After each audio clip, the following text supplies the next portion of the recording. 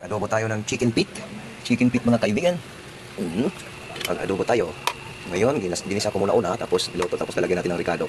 Yung ricado, lalagay natin yan. Bawang. Bawang. Sinon. Bawang. Halang-halang natin to guys. Halang-halang natin. Hanggang lalambot yan. Maya-maya, idadagdag na naman natin yung ricado. Lalagay natin itong ibang ricado dito guys. Ayan o, yung ricado. Ito, yung paminta durog. Unahin natin itong paminta. Yung paminta durog, unahin natin ito. Lagay natin ito. Gusto nila halang-halang daw. Ay, halang-halang. Halang-halang gusto. Tapos yun. Tapos sibuyas. Sibuyas. Lagyan natin ng sibuyas yan. Sibuyas.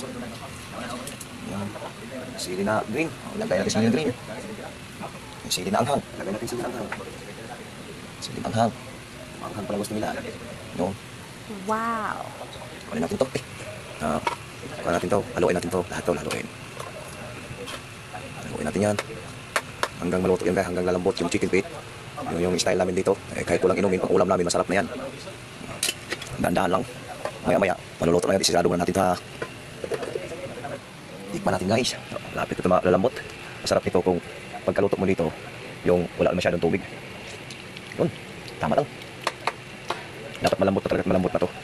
Takpan natin ulit guys. Masarap talaga yung pag natuyo yung sabaw niya. Takpan natin. Guys, punta natin. Tahan natin. Uy, dumami ba yung sabaw? Taubas-ubasan natin guys. Dapat patuyo-tuyuin natin ito para masarap yung one. Ihalo muna natin. Ihalo natin. Ihalo natin.